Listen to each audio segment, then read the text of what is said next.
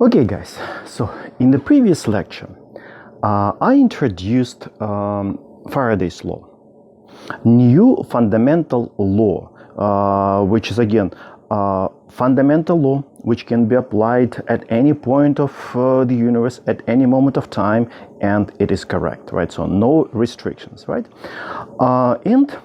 So now let's just review that, right? And we'll start applying it. Right. So first, review. So what's the idea? So we saw in the past, in the previous chapter, right? So current can produce this magnetic field. If you have a wire with current, all right, we can find magnetic field produced by that wire. You can use either Biot-Savart law or you can use Ampere's law, or both of them works, of course.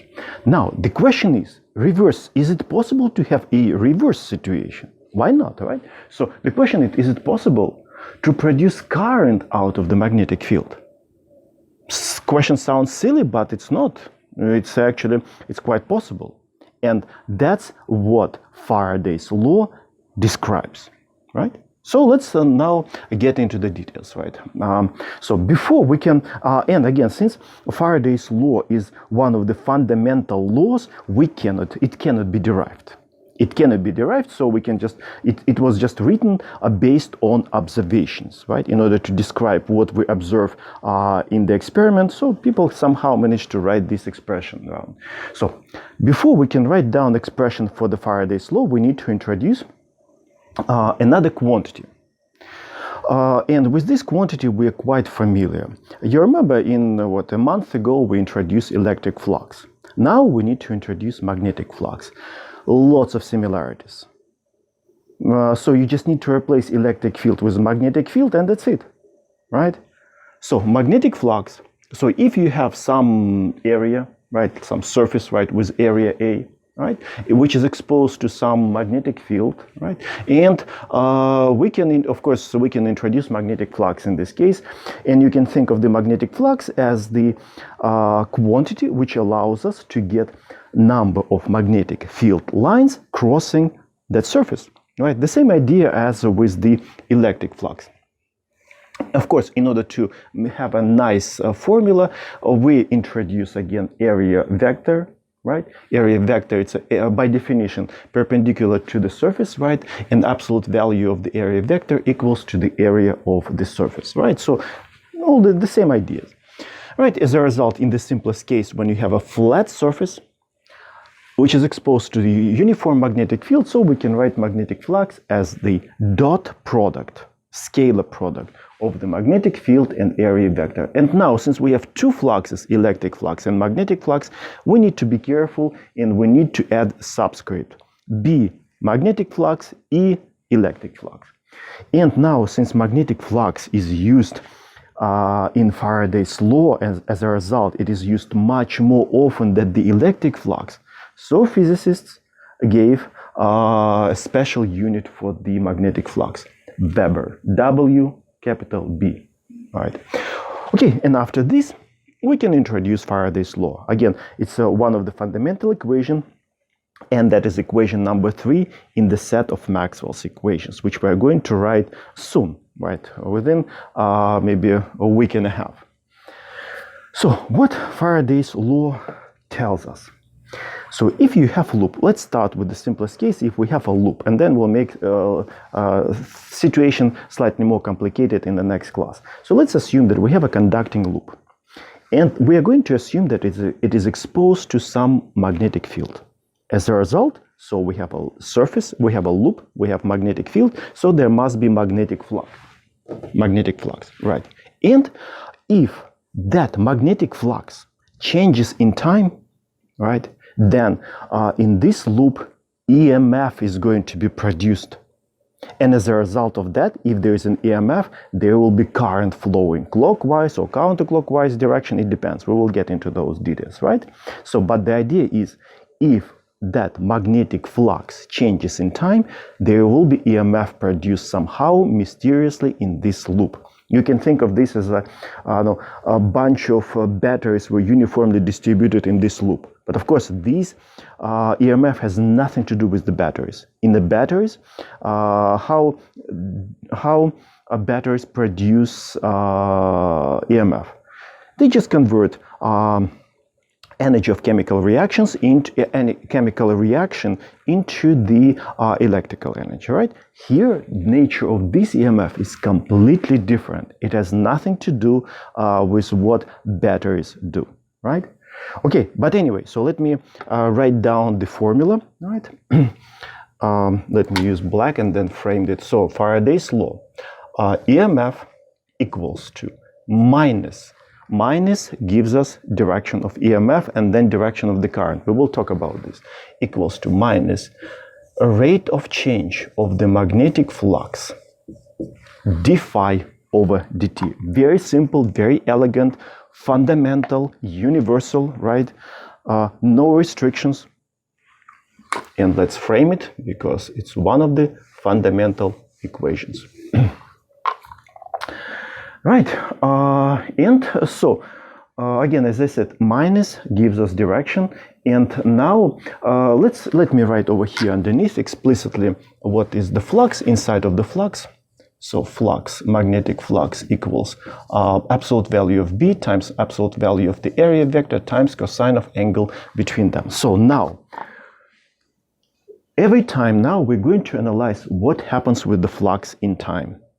All right, does it stay the same, or is it changing, right?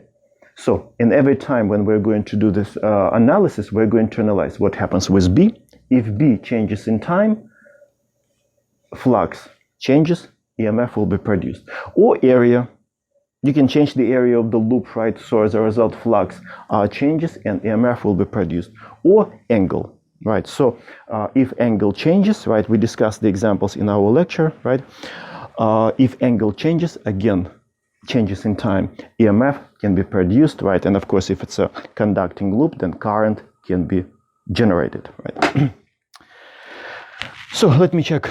Okay, maybe I should write this. So EMF can be generated by changing. So EMF can be generated by changing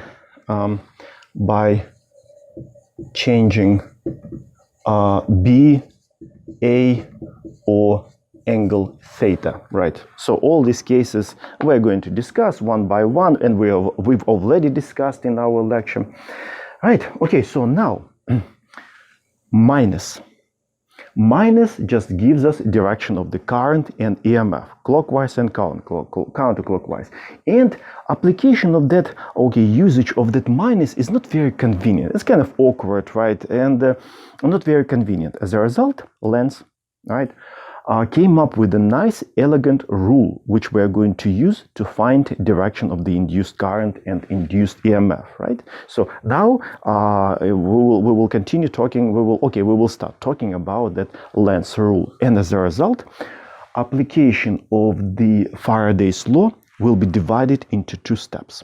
First, we're going to calculate absolute value of EMF, right? So let me write. So now we're going to divide application of the Faraday's law into two steps. First, we will find absolute value of d phi over dt, or maybe this step can be second, right? It doesn't really matter. And the second step, we're going to take care of that minus by applying Lenz rule. Although book presents it as the Lenz law. I don't, my personal opinion, right? Law, it's something like Faraday's law, right? This is just a nice rule which can be used to find direction of EMF, right? So I will write, which we wrote, so let me write something like this. So that minus shows a direction of EMF and induced current, right? And to deal with that minus, Lenz rule is used, right? Okay, Lenz rule is used to deal with that minus, right? So now let's introduce Lenz's rule. Okay, let me underline it, right, or maybe frame it. Right, I just don't want to rewrite it because I'm running low on space. Okay, so you can read the book, the Lenz's rule, but whenever I read the statements, right, it feels like you're reading, bank's conditions, right, in a in a small font, right. So let me describe Lenz's rule in simple words. First, philosophical idea behind Lenz's rule, right, ideological idea. Any system in the universe doesn't like changes. Like me in the morning, right, my system, right, my body doesn't want to get up at 5:30 or 6 a.m., right, so my system doesn't want to change the state of sleeping, right, so I have to force myself with several alarm clocks, right. Or in mechanical world, for example, let's assume that we have some mass travels with a certain speed, right, and by itself, that object with mass m is not going to change, according to the Newton's first law, is not going to change its state of motion by itself. No, it will continue moving in the same direction with the same speed forever and ever. We all know that, right? And if we want to change the state of that motion, so we have to force it, we have to apply some external force in order to change the state of the motion, change the speed, right, or direction, and so on, right? So it's everywhere in the universe. Systems don't like changes. Okay, in this case, so what system doesn't like, or which changes system doesn't like? If, for example, we have a loop which is exposed to the magnetic field, the system, the loop, doesn't like changes in the magnetic flux. That's what system doesn't like, right? Okay, so what does it do if, for example, let's say a flux produced by the magnetic field is growing, right? With time, the flux is getting bigger and bigger and bigger, right? Let's say 5 Weber, 6 Weber, 7 Weber, right? Flux is growing. So what does the system do in this case? It behaves like a rebel. Right, it starts rebelling, right? So it will start producing a current in such a direction, so that it tries to suppress the growth of that flux, right? Of course, it will not suppress it completely. No, it will just reduce the growth of that flux, right? So it behaves like a Che Guevara, right? It behaves like a rebel, right? So, okay, external flux is growing. Okay, so we're going to fight the system. We're going to reduce that growth, right? So it's a one situation when external flux is growing. Then, I will write it down. Then, but what if the system, what if flux is dying? Flux through the loop is dying. So what does the system, system does in this case? In this case, okay, system doesn't like changes. Flux is dying. So now the system, again, doesn't like that. It wants to keep flux as constant as it's possible, right? So system says, okay, flux is dying. So now instead of behaving like a rebel, like what we saw in the previous situation, now it behaves like a Florence Nightingale in Crimean War in the 18th century, right? It starts supporting. Oh, you poor thing, you're dying, let me help you. You'll suffer longer, right? Something like this. So in the case when the external flux is growing, it behaves like a rebel, tries to suppress it. So it drives the current in a certain direction in order to suppress the flux. In the case when the flux is dying, it behaves like a Florence Nightingale supporting the dying flux. How it supports, we will discuss it in a second, right? Okay, so that's the fundamental idea, and now let's get into the details. And before I start getting into the details, let me introduce the players of this game. Electromagnetic quantities, electromagnetic players of this game. Of course, the main player is the loop, right? But electromagnetic quantities. So, first player in this game. The loop is exposed to the external magnetic field. So, first player, the external magnetic field, which creates all this mass. That's the first player.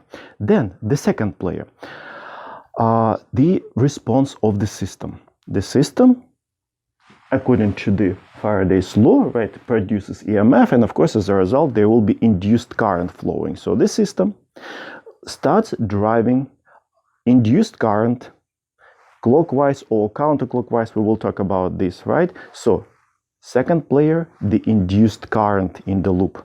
So first player, external magnetic field, second player, induced current in the loop. Then, now it's time to introduce the third player. The third player, so now we have current induced current flowing into this loop. Whenever we have current, magnetic field is produced. The secondary magnetic field, or we're going to call it induced magnetic field. So induced current is going to produce the induced magnetic field. So we have two magnetic fields, external magnetic field and induced magnetic field. So these three players, we're going to play with them in this game, right? So now after introducing these three players, let's look at the example, but still using fingers, basically. So let me take my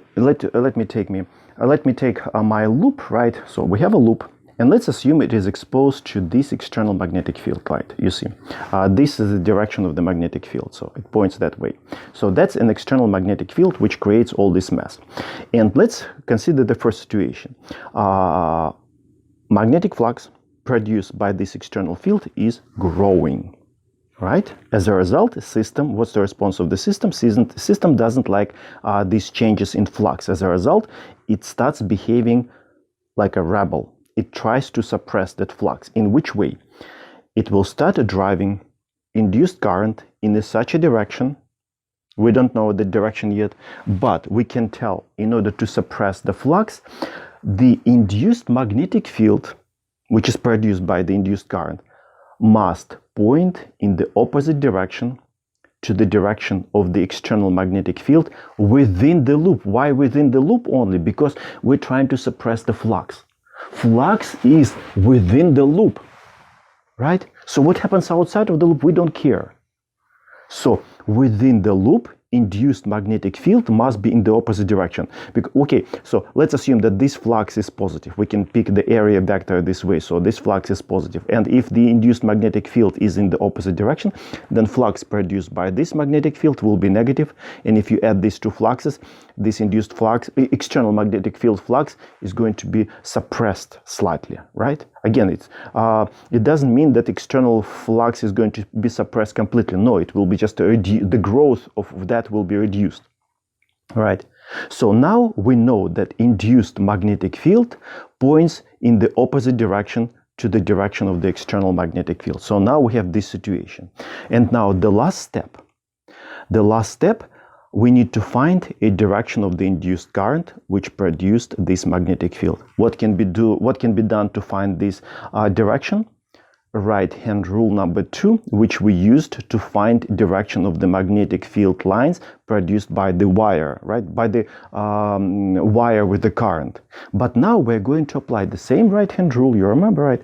But in the opposite direction. There, in those examples, we knew direction of the current and we tried to find direction of the magnetic field lines. Now it's opposite. We know direction of the magnetic field, induced magnetic field.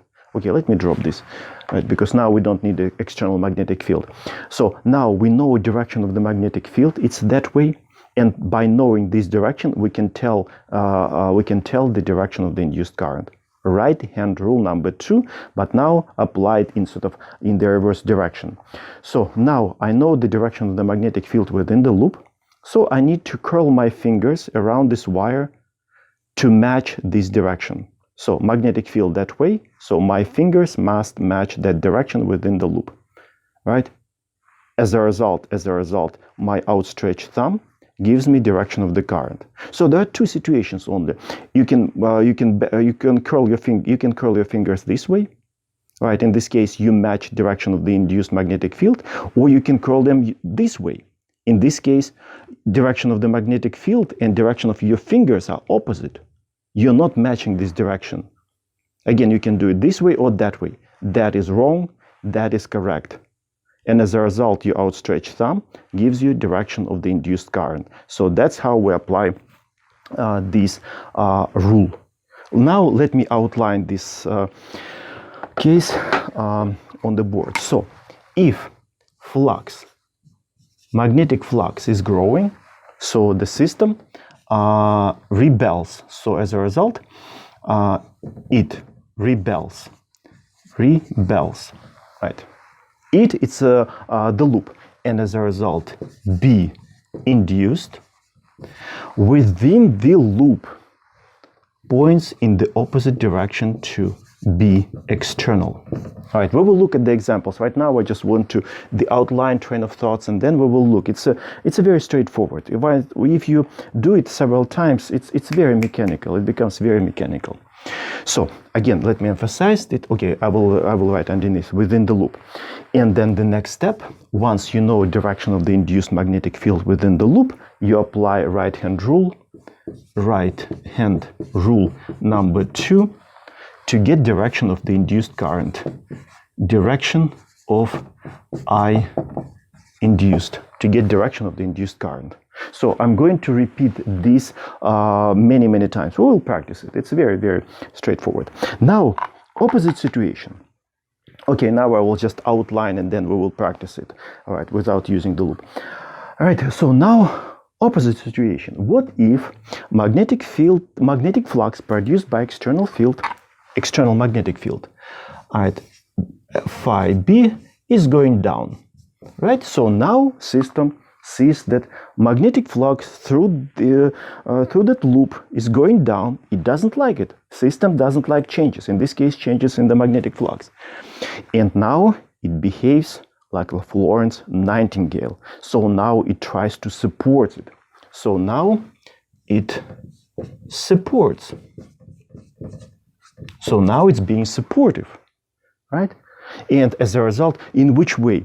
It will try to drive the current in such a direction.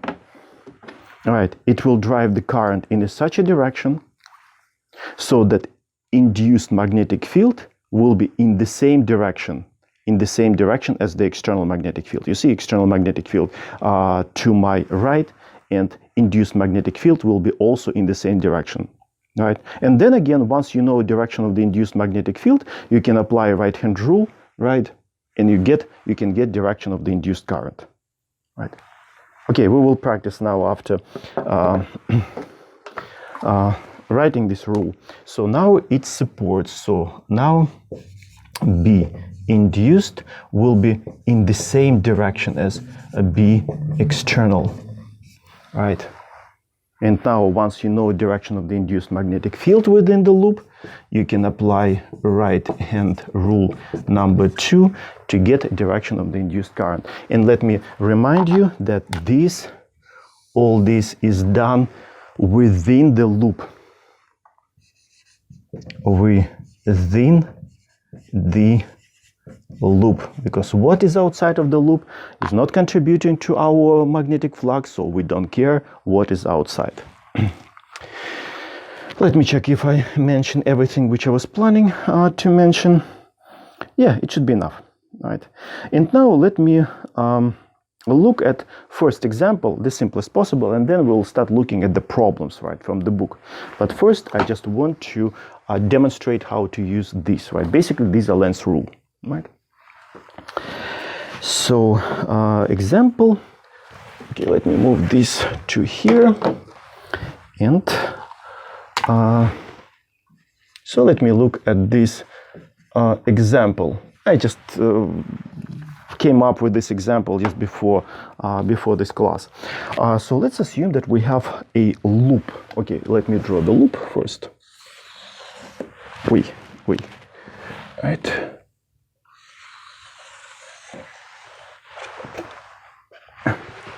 So let's assume that this is our loop, and let's assume that is exposed to external magnetic field, which is into the board. No, not into. Yeah, into. All right. So let's say this is our external magnetic field. So that's my B external, right? The first player in the game, right? Which creates all this mass, right? So we know that, and also let's assume that this B external is let's assume it grows. So let's assume that B external is growing. All right, so that's conditions of the problem, right? It's growing. And so now we need to find direction of the induced current. Direction of the induced current in this loop. Okay, so I'm going to apply Lenz's rule, right? So 3 parameters, B, A, theta, right? You remember, in order to analyze what happens with the flux, we need to analyze these 3 parameters, right? In order to come up with the conclusion, what happens with the magnetic flux, in order to start running this train of thoughts. So magnetic field, growing. Area, constant. We don't change the shape of that loop, so it's constant. And the angle, okay, it depends on your choice of the area vector. Usually I pick the area vector in the direction of the external magnetic field. So I can pick, for example, this is my area vector. In this case, angle between the external magnetic field and area vector is 0, which is constant, right? So as a result, out of 3 parameters, only B changes. So flux changes and flux is growing. Okay, so we've come to this point. So now the first line we have to apply. So now flux is growing, system, the loop doesn't like it, because you remember that universal rule, systems don't like changes. In this case, changes in the flux. So a system doesn't like the fact the flux is growing. So as a result, it behaves like a Che Guevara. So it tries to rebel. It tries to fight the system. It tries to fight the fact that the flux is growing. So it will try to drive the current in such a direction so that B induced will be in the opposite direction to B external, right? Okay, so again, let me write. So it rebels. It rebels, right? So philosophical explanation of this step, right? And so now, since I know direction of the external magnetic field out of the board, into the board, so it means that within the loop, again, this is within the loop, this part, right? We can say that induced magnetic field is in the opposite direction. It means into the board. Into the board, it means that I can draw dots. So this will be my B induced. B induced direction of my induced magnetic field. Okay, and now the last step, right-hand rule, number 2. Okay, that's where students struggle at the very beginning. Let me explain why I'm still using exactly the same right-hand rule, like which we used for infinitely in finding direction of the magnetic field lines of an infinitely long straight wire. Look, okay, let's assume that this is our infinitely long straight wire. And of course, let's assume that current goes that way, right? Current goes that way. So how can I find direction of the magnetic field lines? I know that magnetic field lines are nice circles. So now we just need to find direction. So I outstretch my thumb in the direction of the current, and my curled fingers, curled around the wire, gives me direction of the magnetic field lines. All of you knows how to apply that. Now, let's bend our wire slightly. So what happens in this case relative to the straight case? Okay, so instead of nice circles, which represents magnetic field lines, now those circles are going to be distorted, right? But they're still going to be closed, right? Closed loops, but instead of circles, we're going to get some distorted circles, right? But can we use the same right-hand rule to find direction of the magnetic field lines? Of course, why not? Right? So again, I can still outstretch my thumb in the direction of the current, and my fingers give me direction of the magnetic field lines of those distorted circles. And if I keep bending and bending my ruler, okay, I'm afraid to damage it, I can still use exactly the same right-hand rule. And of course, in the limit, I can end up with the loop. And I can still use the same right-hand rule to find direction. Again, magnetic field lines are going to be seriously distorted circles. But who cares about those? We just want to find a direction. So that's why I still use the same right-hand rule, but now in the opposite direction. Now I know direction of the magnetic field right? Let's say it's that way. So I bend my fingers in that direction, and my outstretched thumb gives me direction of the current. So it's the same right-hand rule, but applied in the opposite direction. Before we just use we knew direction of the current, and we try to find direction of the magnetic field. Now we know direction of the magnetic field induced, and we want to get direction of the current. It's still the same right-hand rule number 2, right? I hope I convinced you, right? We will practice it more, so you should be able. It's not a rocket science. So now we can apply right-hand rule, again number 2, to find direction of the current. So as a result, I can write I induced, and in the brackets I will write direction. Okay, let's apply. So this is my loop, and induced magnetic field dots it towards us. So it means that magnetic field is towards us. So I have to position my fingers like this. Again, there are 2 cases. You can position like that or like this. This case, we're getting wrong direction within the loop, a wrong direction of the induced magnetic field. So I have to position my fingers like this, curled like this. And then my outstretched thumb gives me direction of the current, induced current, which can produce this induced magnetic field. Right? So it means that in this case, we're getting counterclockwise direction. So let me use again blue. So this will be direction of the induced current. So I induced. So that's I induced. So I induced CW direction, counterclockwise direction. Let me check that I got the same. Yeah, of course, counterclockwise direction. So that's application of the Lenz's rule. Again, mainly 3 steps. Come up with the conclusion of what happens with the magnetic flux. If it's growing, this line. If it's dying, this line. Then come up with the direction of the induced magnetic field based on that.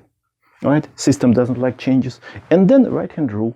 1, 2, 3 steps. Basically, every time I repeat it, I repeat them over and over again to avoid making silly mistakes.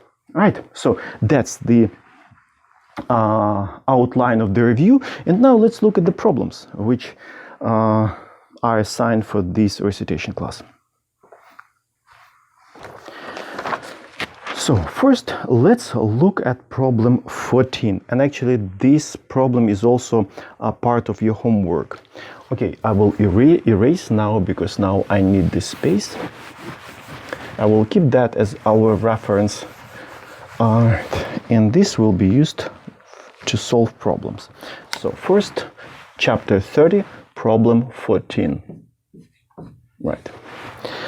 So we have, again, circular loop. Radius is given, external magnetic field is given, resistance is given, right? So something happens with the magnetic field, and we will have to find 2 things: direction of the induced current and the value of the current, right? Induced current. Right. Probably, let me first draw the picture, and then I will write what is given. And as usual, first I will start with the loop. Let me draw the loop using this container. All right, let me estimate enough. It should be enough space. All right, so let's assume that this is my loop. All right, radius. Okay, let me write. So we have a loop. R naught, R sub 0, it's a radius, right? 5 centimeters. Yeah, okay, I convert it into meters, 0.05 meters. So it's a radius. Then resistance, R capital. So R naught is radius, R without subscript is resistance, 0.2 ohms. All right. And what else is given? We also know the rate of change of the magnetic field. So we know how fast magnetic field changes in time. So we also know that dB over dt, absolute value, equals to, what's the value? 0.5 units Tesla upstairs, seconds downstairs. Tesla per second. And what we know, what else we know? Magnetic field increasing. Increasing. Right. Okay, so that's what is given and what we need to find. So we need to find current, induced current, direction and the value. Direction plus, okay, magnitude. So that's what needs to be found. And also, direction of the magnetic field is given. It's very important, right? Direction of the magnetic field is given on the picture. Actually, this is part A. Let me emphasize that this is part A. Direction of the magnetic field is into the board. Let me draw that. This. So that's our B external. So that's B external. So the first player, B external. Right, and let's start with direction. Let's first apply Lenz's rule, and then we will take care of the value of the current. Right, so let's start with direction. Direction. And you know what? I will probably start over here beneath, so that I can have the whole train of thoughts on the same line. So 3 parameters, B, A, and theta. We need to analyze them in order to come up with the conclusion about what happens with the magnetic flux. So B, A, and the angle theta. B, what happens with B? B increasing. Okay, so B is growing. Area of the loop, we don't distort the loop, so area is constant. Area is constant. Angle is obviously constant. You have only 2 choices, right? If you pick area vector this way, then angle will be pi, 180 degrees. If you pick area vector that way, angle will be 0. I usually pick the direction of the area vector in the same direction as the direction of the external magnetic field, right? So I will pick my area vector is into the board. So as a result, angle theta, which is the angle between B and A, is 0, and again it's constant. So as a result, mixing them all up, right? So that's the flux, constant, increasing. So as a result, magnetic flux increasing. So as a result, I can write phi B is increasing. Okay, so now we come to this point where we can start applying Lenz's rule. So system doesn't like changes in the flux. Flux is growing, so system rebels, right? So it will try to suppress it. So it will drive the current, induced current, in such a direction so that the induced magnetic field is in the opposite direction to the external. So B induced is in the opposite direction to B external, right? And again, so let me write, so it rebels. The system rebels, right? It opposes. And so as a result now, again, it's a within the loop. So it means that within the loop, I know direction of the induced magnetic field, and I will use blue again. So the direction of the induced magnetic field is opposite, so it will be dots. Dot. So that's my B induced. So now, once I know direction of the induced magnetic field, the last step, right-hand rule number 2, in order to get the direction of the induced current. Okay, where's my loop? So what we have? Induced magnetic field is dot, it's out, right?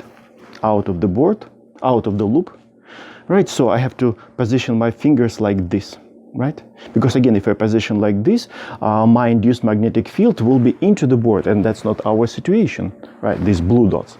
So I have to position my hand like this, and as a result, my thumb gives me direction of the induced current. So in this case, counterclockwise. Let me check if I got the same direction as in my notes. Yeah, counterclockwise, of course. So as a result, I induced in CCW direction. Again, here we applied right-hand rule number 2.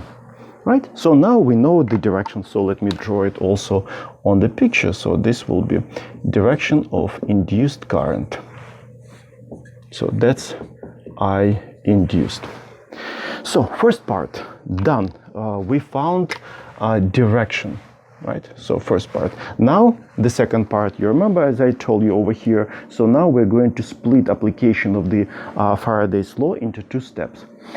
Now we applied first Lenz's rule to take care of that minus, and now absolute value of the EMF, right? The strength of EMF. So now the second part. Of course, the question is about finding induced current, but we cannot find the induced current if we cannot find how much of EMF is produced or was produced in this loop. So first step, we need to find the reason of the current, and then the second step, we will find the actual current. So let's find EMF now, and now we will drop all the minuses, so it will be just the absolute value of d phi over dt. Okay, minus is here, but of course I'm going to drop it. Right, and now let's calculate. So first we need to recall the definition of the flux, and this definition can be used since we have a flat surface, uniform magnetic field, so everything is fine. So let me open my explanation box. So magnetic flux equals, and this is flux produced by the external magnetic field. So let me emphasize, it's a B external times, okay, dot A, right? Okay, so then area vector I already picked in the same direction as the external magnetic field. So if I write this down explicitly, so it will be B external times A times cosine of 0 degrees. Again, you see I picked area vector, and it's in the direction of the external magnetic field, as a result 0. So as a result, you know what, I will drop subscript external, but you understand it's external, it's just too much to write. So I will just write B times A. So now it's a magnitude of B and magnitude of the area vector, which is just the area of the loop, right? Okay, so now let me plug it over here. Again, minus goes. Who cares about this minus? We're looking at the absolute value because we know the direction of the current. So d over dt, BA, and again, B, it's an external magnetic field. So now let's see, what is constant? Magnetic field changes, right? Magnetic field changes, so here. So we cannot take B outside, but area vector, area of the loop stays the same. We do not change the area of the loop. So area is constant with time, so we can take it outside of the sign of differentiation, right? Okay, absolute value. So now let me open another explanation box. A is constant, so I can take it outside of the sign of differentiation, and actually I can take it outside of this sign even absolute value, because now it's just the area. It cannot be negative, right? So now it's the absolute value of B, absolute value of A, and absolute value of A, just the area of the loop. So I can write A and absolute value of rate of change of dB over dt. And this number is given over here, 0.5 Tesla per second, right? And that's why absolute value is given, right? So basically now what? Area of the loop, pi r naught squared.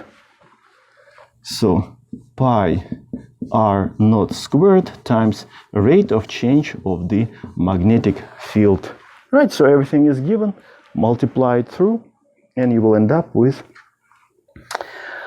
all right, okay, I will write probably underneath 3.93, it's basically almost 4, times 10 to the power of minus 3, and that is just EMF, potential difference, right? Volts. So that's the potential, that's the EMF, value of EMF, somehow mysteriously produced in the loop. Okay, so now we have EMF. It's sort of like a uniform distribution of small batteries, right, throughout the whole loop. Now we know, if we know the EMF, how can we find the current?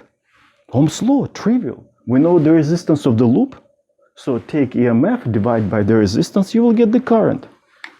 So final step, I induced equals to EMF divided by R. Again, here R naught, it's the area. here R capital, that's our resistance, right? Okay, so of course, resistance is given. This is approximately 4. If you divide it, you will end up with 20 milliamps. All right, so that's the value of the current, and that's direction of the current, counterclockwise direction. Okay, problem is done. Problem is solved.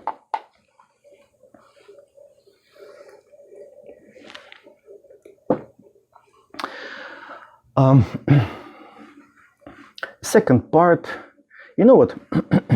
Part B, I will skip, right? Part B. Or maybe I should solve it. Let's at least find a direction. Finding absolute value will be similar. All right, you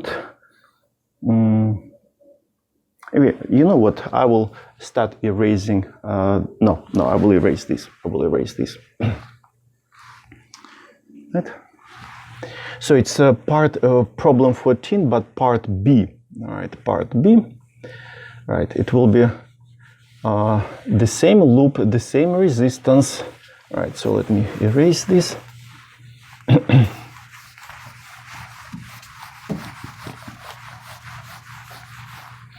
So part B now. And so what? The same loop, the same resistance. But now what happens with the magnetic field, dB over dt, is still the same, 0.5 Tesla per second, but now it is decreasing, I think. Yeah, now it's decreasing. Decreasing. Right. Okay, let me redraw the loop quickly. This direction of the induced external magnetic field is still the same, right? So that's my loop. External magnetic field. No, external magnetic field we also flip. We're going to flip. So let's say this is external magnetic field.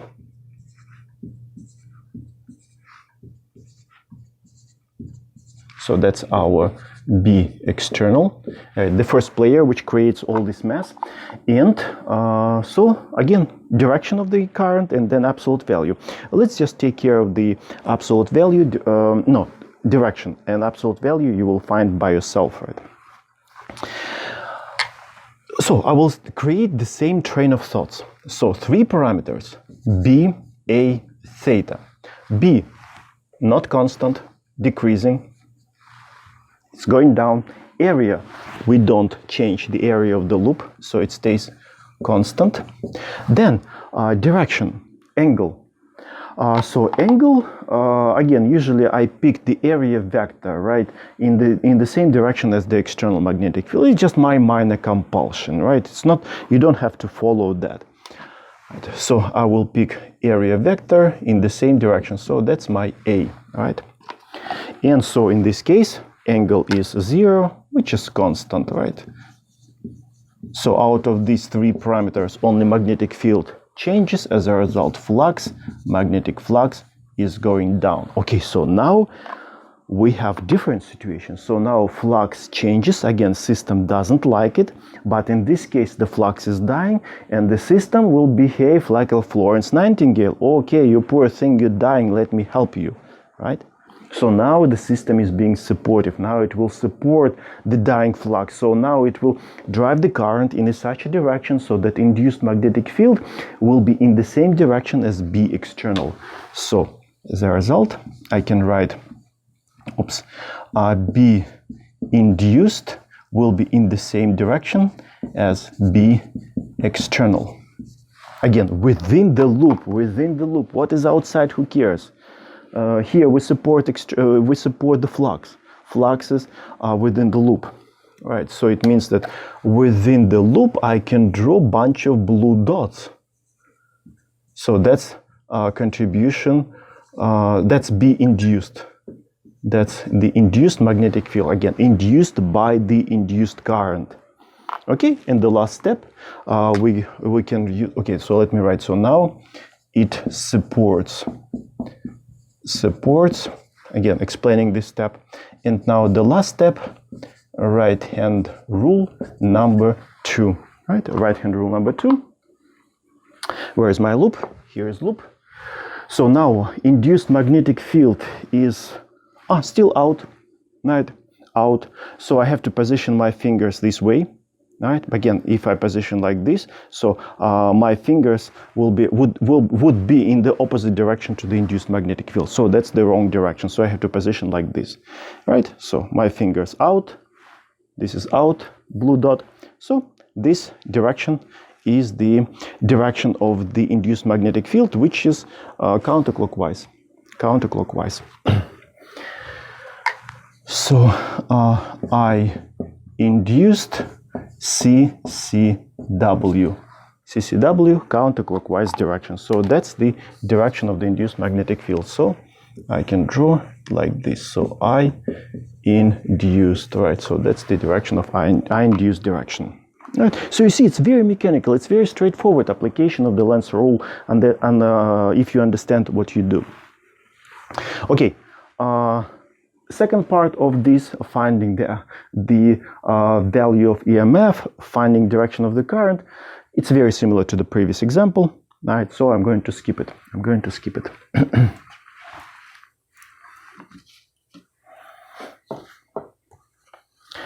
Let me quickly discuss part C, maybe. All right. Part C, we have this situation. We have a magnetic field, external magnetic field, represented by the cross. These crosses. So that's our B external. Then there is a loop. But now we're going to turn loop by 90 degrees relative to this.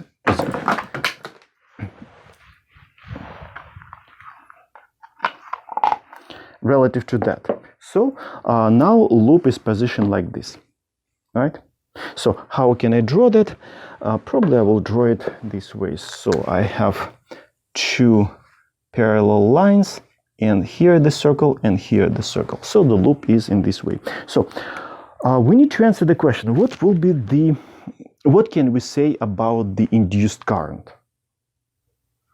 Okay. So first of all, I need to pick a direction of the area vector, right? So area vector, let me pick this way. It's perpendicular to the loop. Of course, you can pick this way. Not a big deal, right? And now let's look at the value of the flux. Flux, magnetic flux, again produced by this external field. Again, by definition, it's a B external dot A, right? And explicitly, it's a value of B, value of A times cosine of angle between them. What's the angle?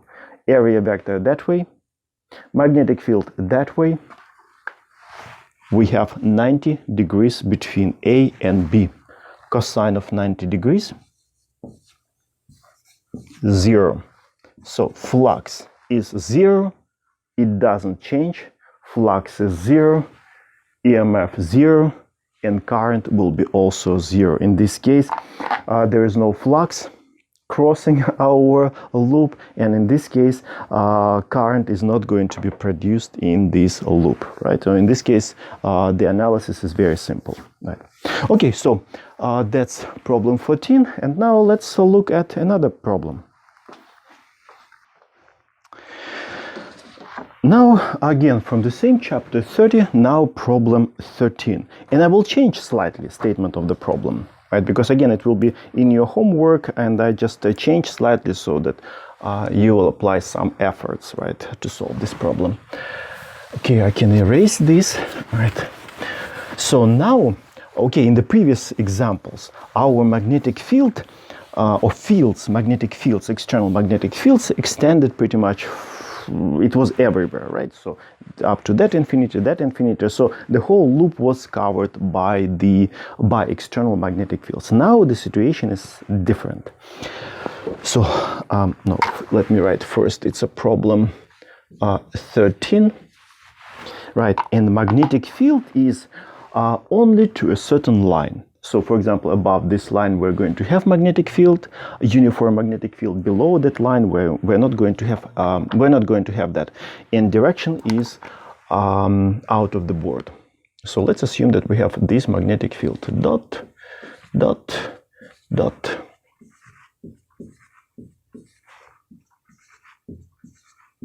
So that's our B external, right? And so below this line, magnetic field is 0. So B equals 0 below that line, right? Then, so the value of this magnetic field is given. So we have B external equals to, okay, let me hold it, 0.2 Tesla. All right. Then we must have a loop in order to apply all that. So let's assume that we have a loop, but now the loop is rectangular. So let's assume that we have a loop of this shape, right? So we have a loop, something like this, right? And we know that this width of the loop is given. L equals to, what's the value of L? 5 centimeters. Again, at the end, don't forget to convert it to meters, right? In order to calculate everything properly. So magnetic field is given, L is given, and then what we do in this problem, in problem 14, the loop is being pulled into the magnetic field. So velocity that way. But I changed, and in the problem which we're going to discuss now, velocity is this way. So the loop is pulled out of the magnetic field, right?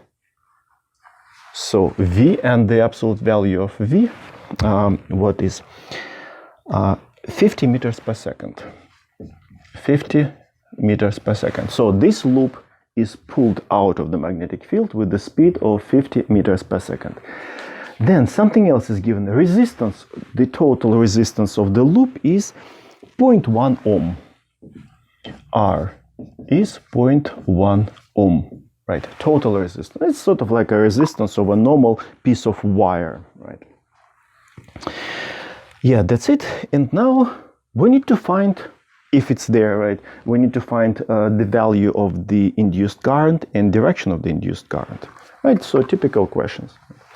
So what needs to be found? Find I induced. Again, direction and the value. Right. So let me start probably with the direction. Let's apply first Lenz's rule, and then we'll find EMF, and then the value of the current. So let's, and I will probably write lower, right? So let's take care of the direction. Direction. So 3 parameters. Again, B, A, and theta. So what happens with the magnetic field? It's constant. Now, in the previous example, magnetic field was changing in time. Now, magnetic field is constant. Constant. Then, area, I mean not the area, directional, or I mean angle theta. Okay, again, theta, it's the angle between the B and A. Again, you have a freedom to choose any direction for A. Again, you remember my minor compulsion. I usually pick it in the direction of the external magnetic field. So my area vector is going to be this way, right? So as a result, theta is 0. So basically it's constant. So no troubles from theta. What about area? Okay, this is the part where we have to pause, because in the previous examples, area stayed constant. We did not change the shape of the loop. But you can say, in this case also, the area of the loop stays the same. We don't change the shape of the loop, right? So it looks like area is the same. But we're analyzing this thing in order to come up with the conclusion what happens to the flux, magnetic flux. And this part of the loop, you see this part, I erased. All right. This part of the loop, this below the magnetic field, it doesn't contribute anything to the magnetic flux because this part of the loop is not exposed to the magnetic field. So in this case, we have to talk about the area, which area of the loop, which is exposed to the external magnetic field. Only that part of the loop contributes to the magnetic flux. So here, that's the subtle point, right? Although the total area of the loop stays the same, right? Yeah, it's true, but the total area of the loop doesn't contribute to the total magnetic flux, right? Only this part of the loop. Let me highlight it, right? Sort of only this part, right, contributes to the flux. And that is the area. Okay, I will write area exposed to the magnetic field. Right, so, and what happens with this area exposed to the magnetic field? As we pull the loop out, what happens with this area? It's getting smaller and smaller and smaller and smaller and smaller. So the area is going down, right? So I can write that area is going down, and I will emphasize this area exposed to B. Okay, very important addition. It's exposed to the magnetic field. So as a result, now, if we combine these three terms, constant is going down. So flux is going down. So we're getting this situation.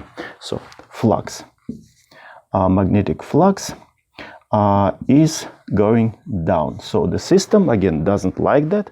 So, but in this case, since the external flux is dying, so it behaves like a Florence Nightingale, so the system will be supportive. So induced magnetic field will be in the same direction as the external magnetic field. So as a result, I can write, so B induced will be in the same direction as B external. Okay, I ran out of space, right? So I have to start a new line, right? So as a result, I can draw within the loop. Okay, I will have to, so the same direction, I have to draw dots. And usually when we have normal classes, right, in classes, right, usually I start asking at this point,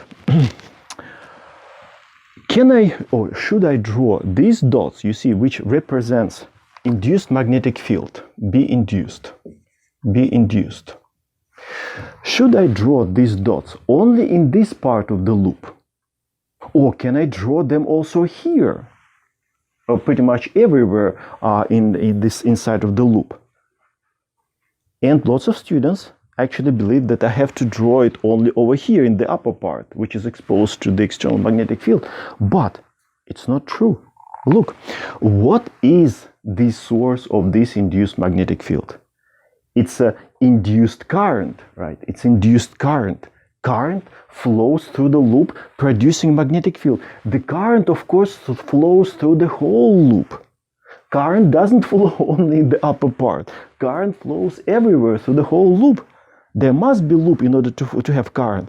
So if current flows here, here, there, of course, this induced magnetic field must be everywhere. It's not a big deal. It's not going to change the solution of the problem, but just a subtle point I usually like to discuss at this point. Right? So it means that I can legitimately draw dots also here, right? So again, that's our B induced. Okay, so the next step, the last step in this right-hand rule number 2. So now the last step, right-hand rule number 2. So we know direction of the induced magnetic field. I will use my loop. Okay, who cares? Circular loop, rectangular. So induced magnetic field dot out, out. So I have to position my fingers like this. I have to curl my fingers like this. Not like that, it will be wrong direction.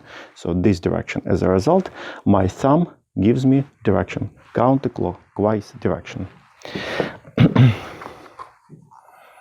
Right, so that will be I induced as counterclockwise direction. Right, so let me circle this, right, or maybe underline. So this is the direction. So since I use blue, all right, so counterclockwise, so it will be this way. So this will be my I induced. This will be my I induced. Right? So that's the direction. And now let's find the absolute value. Let's find the value of the current. And again, in order to find the current, first we need to find EMF, right? So this is the reason of the current. Current is a consequence of the presence of the EMF. So now let's find the value of EMF. So now I will put a new bullet. So this is the first bullet. We found the direction. Now EMF equals to, you know what, I don't, or maybe I should be able to squeeze it. So minus d phi over dt. All right. Okay. Now let's recall again definition of the magnetic flux. In this simplest case, again, we have uniform magnetic field, flat surface. So this formula can be used, right? So let me open my explanation box. So phi equals B, again, we're talking about B external, right? Dot A, area vector, right? Area vector we picked already, right? So in the direction of the external field. So this is equal to B, again, external I will drop subscript, but of course we understand it's an external field. So B times A. So now dot product disappeared. So it's absolute value of B times absolute value of A, right? Okay, so let me put this inside. Again, minus I will drop because we're talking about absolute value. So d over dt BA equals. No, I feel like I need to move to this side. And you know what, I'll keep this. I will erase this part. I will erase this part. Right. I will draw the line and I will continue underneath of this line. So I will continue this point over here. Now, let's see. Area, again, it's an area exposed to the magnetic field, right? Exposed to the magnetic field, it changes, but magnetic field, B, it's constant.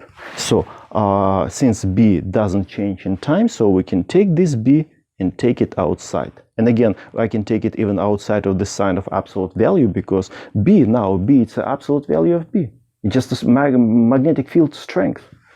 So now I will write, so since B is constant, right, 0.2 Tesla, so I can take it outside. So I can write B times absolute value of dA over dt. So basically it's a rate of change of the the rate of change of the area exposed to the magnetic field, external magnetic field. Okay, at this point we have to be careful. I remember like in one summer semester I had a very strong student, and on the final exam because there was a problem similar to this, he got stuck at this point without being able to calculate how fast area changes in time, right? But luckily he was, after 15 minutes of struggling, he recalled how to do it and he nicely calculated it. So now, in order to make a nice, smooth transition from this to the next part of this line, let me introduce temporarily, maybe for a couple of minutes only, some parameter. Again, in a couple of minutes, that parameter disappears. But in order to make a nice transition, it's very, very useful. So let me introduce this distance, x. Okay, let me make it solid, right? So this distance x, which tells us what's the distance from this edge of the loop to this line where magnetic field ends, right? And again, this area, it's that area which is exposed to the magnetic field. So now if we introduce x, we can easily write down the value of area, A. It's an area of this rectangle which is exposed to the magnetic field. We know the width L, we know the height x. So let's introduce. Okay, introduce x. Let's introduce x. And that student in summer semester, he forgot about this. And as a result, he struggled with this areal velocity, basically. dA over dt, it's areal velocity. So let's introduce x, and as a result, A can be written as L times x. Let me close my explanation box. And so let's put it here instead of A. So now it will disappear. X will disappear soon. So I can write B times d over dt and L times x. Okay, so now it's a step for next extraction. L, it's a constant. The width of the loop is given. So L is constant. So we can take this L and take it outside because it's constant. So B times L and absolute value of dx over dt. And now you should be able to tell me what is dx over dt? How fast this changes with time? It's a speed. It's a speed with which we pull this loop out of the magnetic field. So it's a BLV. Okay, so that's the value. And you know what? I give a problem like this or similar on the exams, on the final exams, from time to time. And I don't like when students just memorize this formula and just write EMF equals BLV.